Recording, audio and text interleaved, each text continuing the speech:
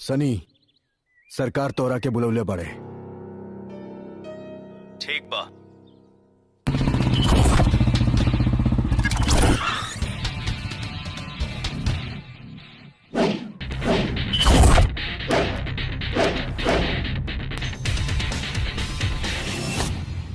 नमस्कार नालायक जी। उफ, सॉरी विधायक जी। झूठ काहे बोला बे? कैसन झूठ? ये कि सरकार के तबीयत खराब हो गई बा, वो हमसे मिले के चाहता रहे। तबीयत ना, सरकार का दिमाग खराब हो गई बात तुम्हारा वजह से। लागत सुने में मिस्टेक हो गई। वैसे भी दिमाग के इलाज हम बहुत झकास करेनी। ए नौटंकी, आखिर तू हवे के?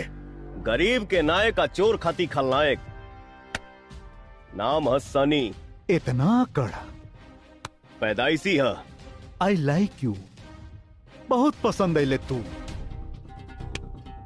हम कोनो हीरोइन ना है जे आप पसंद करी।